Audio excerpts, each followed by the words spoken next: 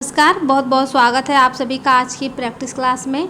आज की यह प्रैक्टिस क्लास प्रगतिवाद और प्रयोगवाद पे है। यह सभी प्रश्न जो हैं डॉक्टर पूरनचंद टंडन के वस्तुनिष्ठ हिंदी से हैं।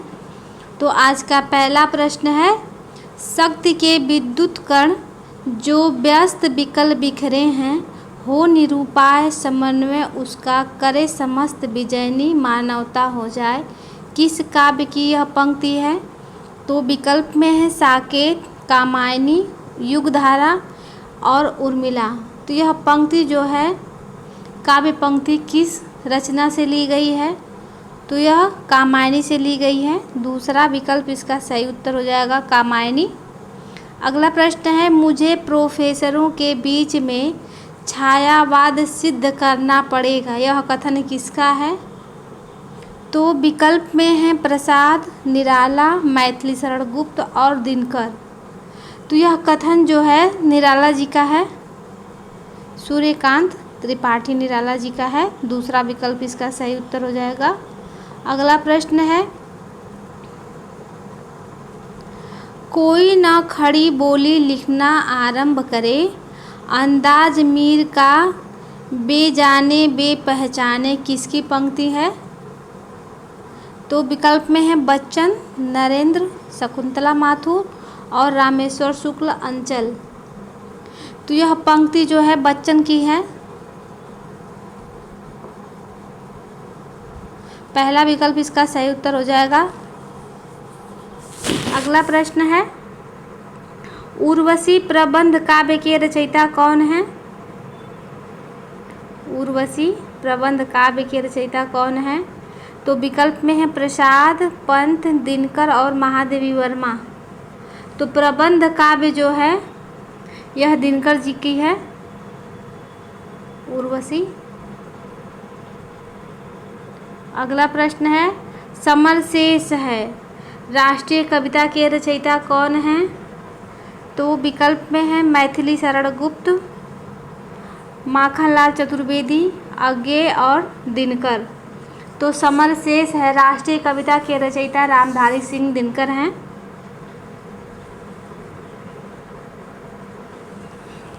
चौथा विकल्प इसका सही उत्तर हो जाएगा।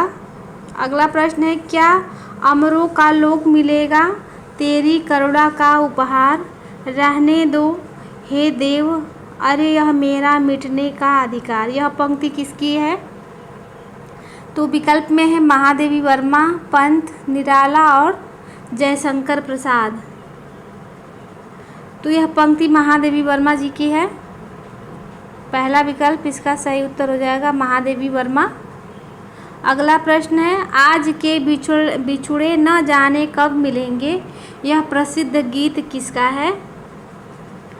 तो विकल्प में है नरेंद्र शर्मा, रामेश्वर शुक्ल अंचल, नरेश मेहता और अज्ञेय।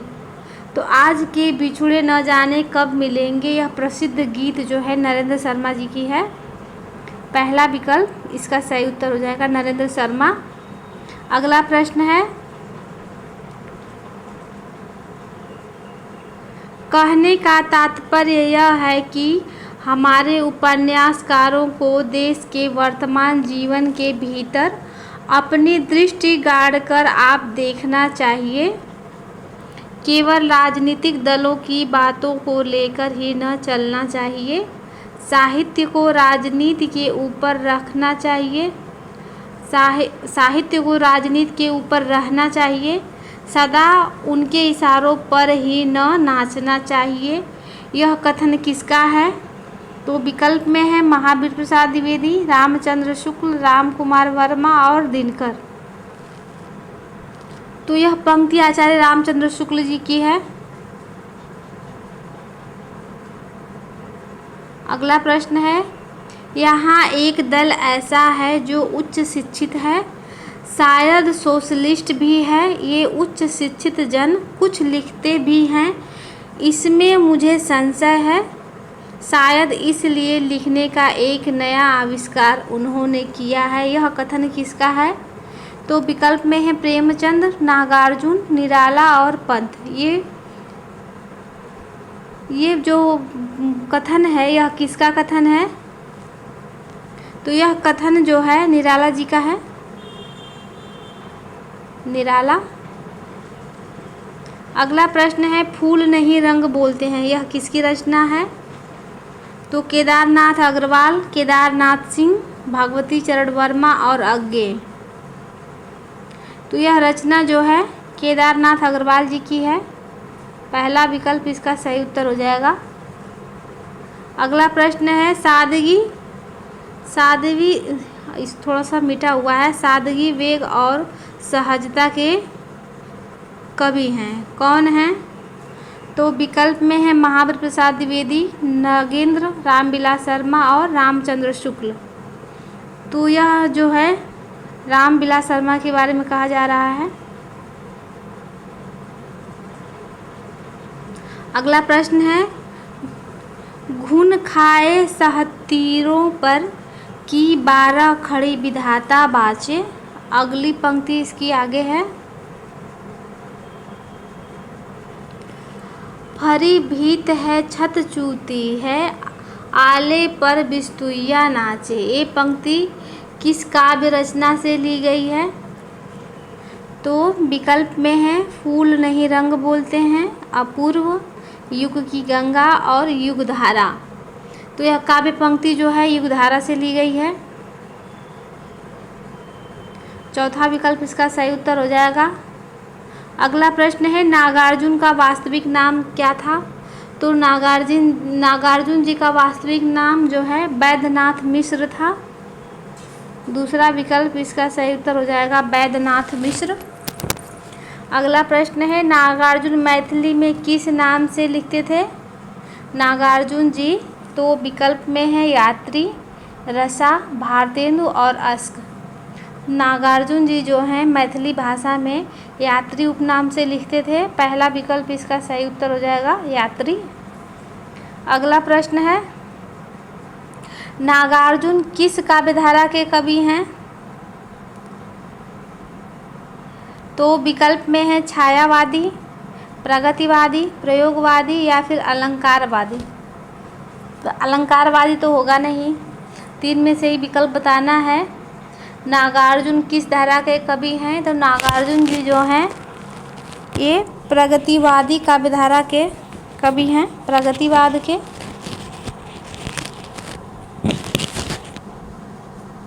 दूसरा विकल्प इसका सही उत्तर हो जाएगा प्रगतिवाद के। अगला प्रश्न है नागार्जुन का युगधारा काव्य संकलन किस वर्ष प्रकाशित हुआ था? तो विकल्प में है 1936 ईस्वी, 1940 ईस्वी, 1952 ईस्वी या फिर 1957 ईस्वी। तो युगधारा काव्य संकलन जो है 1952 ईस्वी में प्रकाशित हुआ था। अगला प्रश्न है नागार्जुन किस सप्तक के कवि हैं? तो विकल्प में है तार सप्तक, प्रथम तार सप्तक, दूसरा सप्तक और किसी के नहीं। तो ये है किसी के नहीं, इसमें से किसी भी सप्तक के कवि नहीं है नागार्जुन। अगला प्रश्न है मौन भी अभिव्यंजना है, जितना तुम्हारा सच है उतना ही कहो। यह पंक्ति किसकी है? तो विकल्प में है दिनकर, नागार्जुन, अज्ञेय और निराला। तो यह जो है पंक्ति अज्ञेय की है। अगला प्रश्न है छायावाद के बाद नए आंदोलन की शुरुआत नंद दुलारे वाजपेयी ने किससे मानी? तो विकल्प में है गिरजा कुमार माथुर, अंचल, बच्चन या फिर दिनकर। तो छायावाद के बाद नए आंदोलन की शुरुआत नंद दुलारे वाजपेयी ने अंचल को मानी है, रामेश्वर शुक्ल अंचल को। दूसरा विकल्प इसका सही उत्तर हो जाएगा। अगला प्रश्न है नामवर सिंह मुख्यतः क्या हैं? आलोचक हैं, उपन्यासकार हैं,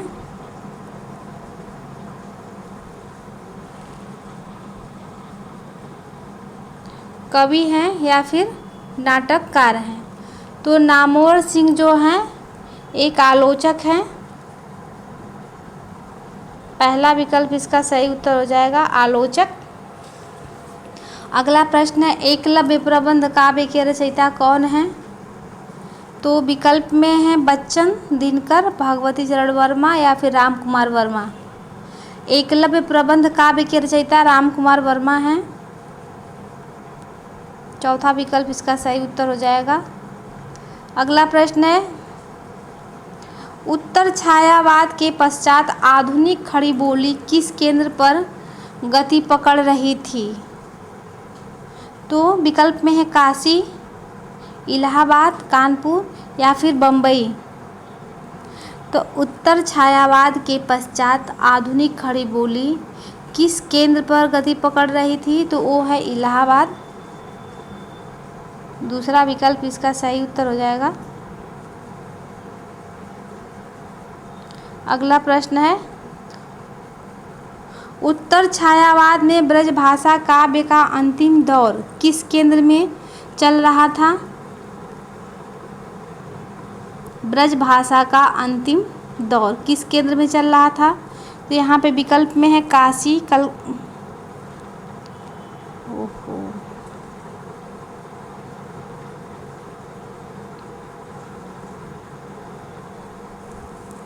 बहुत चौड़ा हो गया ये। तो काशी, कलकत्ता, इलाहाबाद और प्रयाग। तो काशी में चल रहा था। पहला विकल्प इसका सही उत्तर हो जाएगा, काशी।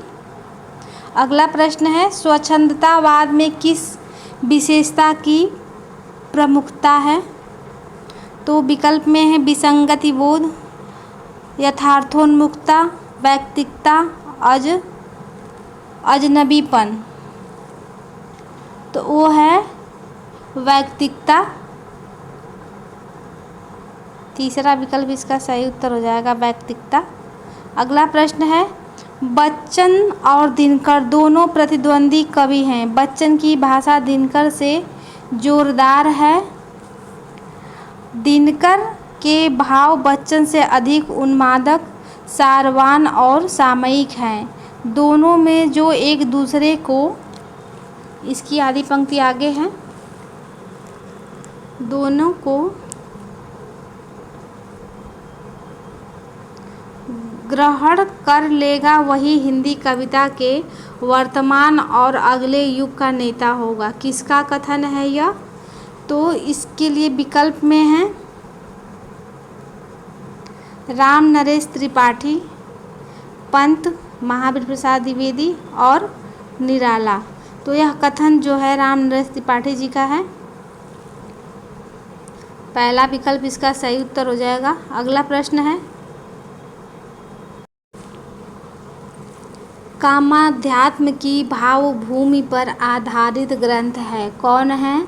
तो विकल्प में है कामायनी, उर्वशी, एकलव्य और आकाशगंगा।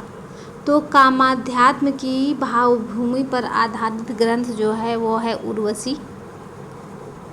दूसरा विकल्प इसका सही उत्तर हो जाएगा। अगला प्रश्न है, मिलन यामिनी गीत संग्रह के रचयिता कौन है? यह किसकी रचना है? मिलन यामिनी। तो विकल्प में है दिनकर, भगवती चरण वर्मा, बच्चन और अंचल। तो यह बच्चन जी का गीत संग्रह है।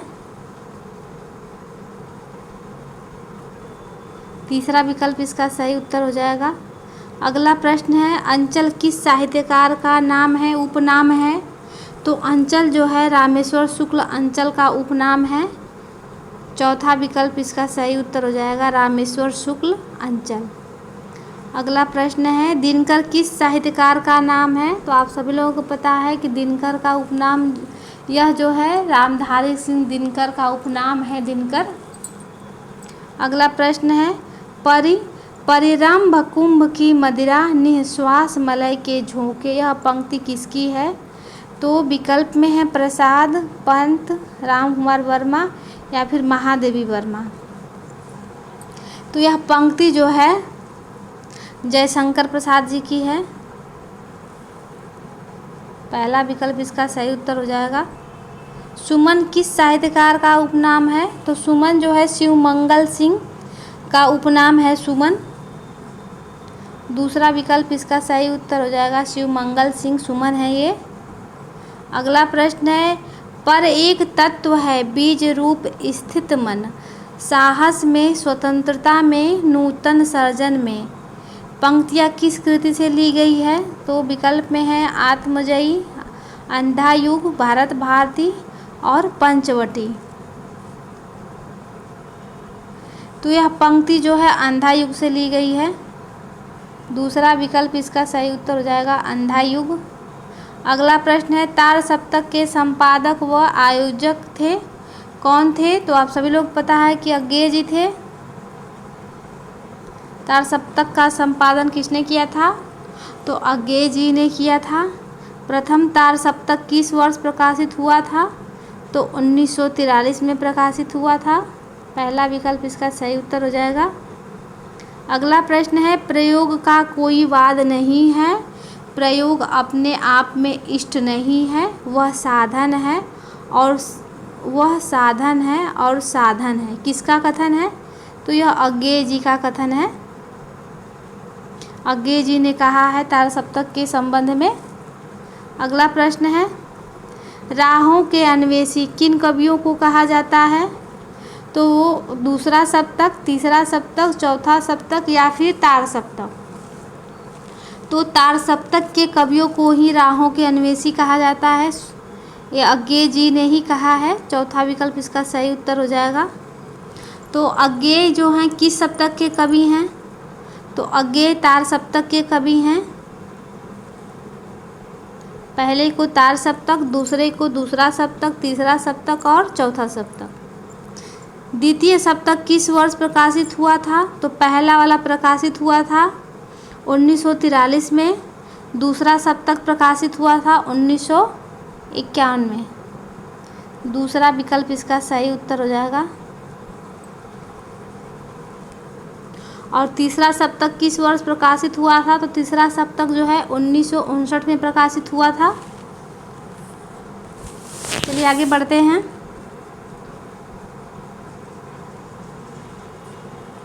अज्ञेय ने किस तार सप्तक की भूमिका में प्रयोग शब्द को स्पष्ट किया था? तो तार सप्तक में, दूसरे सप्तक में, तीसरे सप्तक में या फिर चौथे सप्तक में? तो अज्ञेय ने किस तार सप्तक की भूमिका में प्रयोग शब्द को स्पष्ट किया था? तो दूसरे सप्तक में स्पष्ट किया था। अगला प्रश्न है, देखिए वही प्रश्न आ गया, तृतीय सप्तक किस वर्ष प्रकाशित हुआ था? तो 1959 में प्रकाशित हुआ था तीसरा सप्तक। पहला विकल्प इसका सही उत्तर हो जाएगा। अगला प्रश्न है मुक्तिबोध किस सप्तक के कवि हैं? तो नेमिचंद्र जैन, गजानन माधव मुक्तिबोध, अज्ञेय, भारत भूषण अग्रवाल।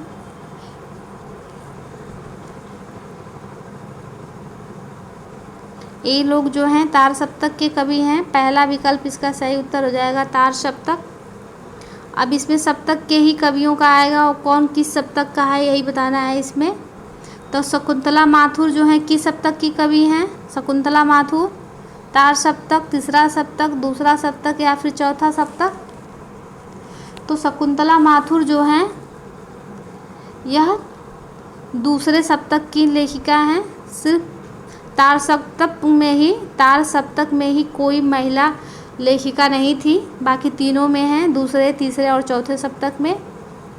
तो 3 महिलाएं थी जिसमें शकुंतला माथुर और कीर्ति चौधरी और एक हैं सुमन राजे। 3 लोग हैं जो सप्तक की कविताएं, मतलब सप्तक के अंतर्गत आती हैं तीनों लेखिकाएं।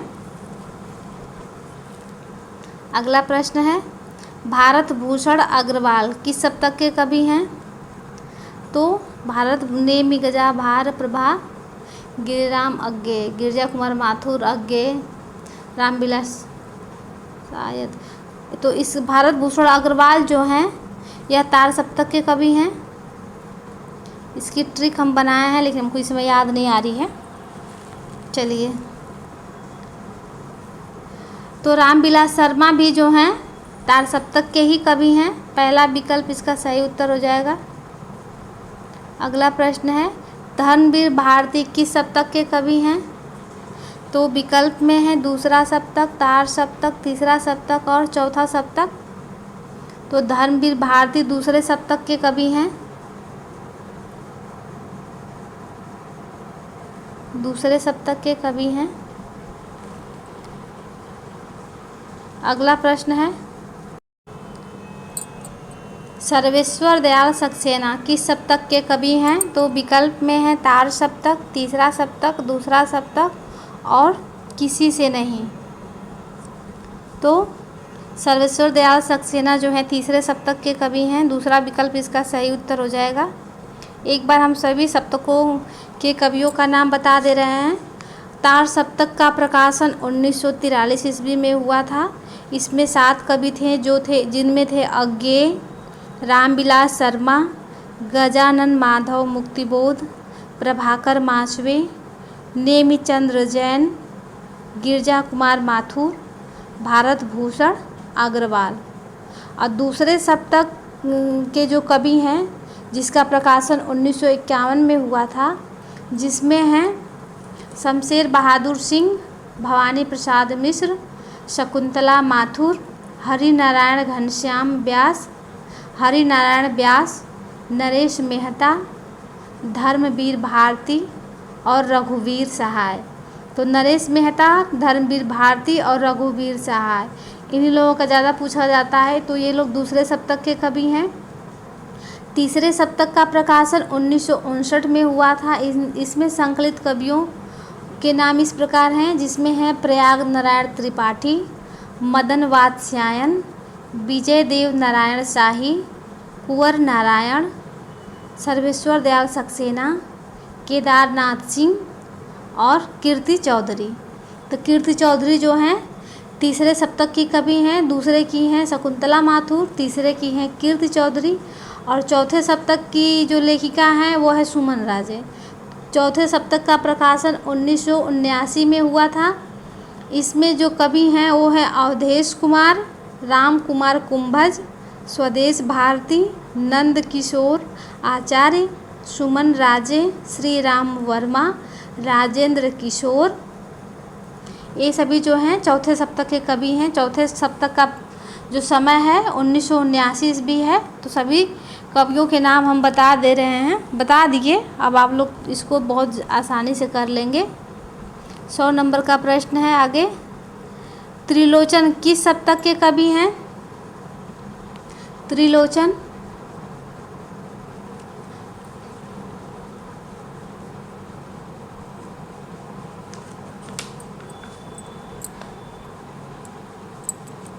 तो विकल्प देख लेते हैं। तार सप्तक, दूसरा सप्तक, तीसरा सप्तक और किसी से नहीं।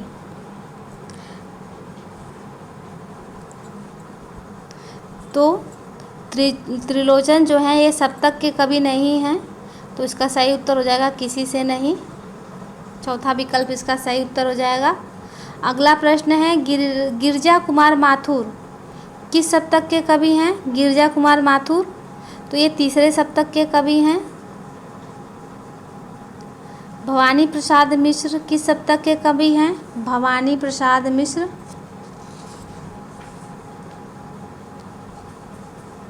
तो भवानी प्रसाद मिश्र जो हैं ये दूसरे सप्तक के कवि हैं। पहला विकल्प इसका सही उत्तर हो जाएगा। अगला प्रश्न है, विजय देव नारायण शाही। विजय देव नारायण शाही किस सप्तक के कवि हैं? तो अभी हमने बताया ये तीसरे सप्तक के कवि हैं। दूसरा विकल्प इसका सही उत्तर हो जाएगा, तीसरे सप्तक के कवि हैं। कुंवर नारायण किस सप्तक के कवि हैं? तो कुंवर नारायण जो हैं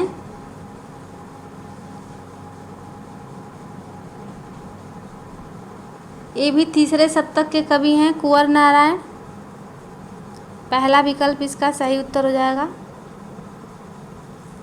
अगला प्रश्न है, निम्नलिखित में से कौन तार सप्तक का कवि नहीं है? तो तार सप्तक का कवि नहीं है, वो कौन है जो नहीं है? तो धर्मवीर भारती जो हैं ये दूसरे सप्तक के कवि हैं। तो ये नहीं होंगे तार सप्तक में, इसमें ये सही हो जाएगा। अब 106 नंबर का प्रश्न है, इसमें तार सप्तक के कवि नहीं हैं, कौन जो है नहीं हैं? तो 106 नंबर का प्रश्न है, तो हैं विकल्प में भारत भूषण अग्रवाल, नरेश मेहता, रामविलास शर्मा और अज्ञे। तो तार सप्तक के कवि में अज्ञे भी हैं, रामविलास शर्मा भी हैं, भारत भूषण अग्रवाल भी हैं। जो नहीं है वो है नरेश मेहता। नरेश मेहता दूसरे सप्तक के कवि हैं। तो दूसरा विकल्प इसका सही उत्तर हो जाएगा। तो यह आज का लास्ट प्रश्न था। आज के लिए बस इतना ही। मिलते हैं नेक्स्ट वीडियो में, तब तक के लिए धन्यवाद।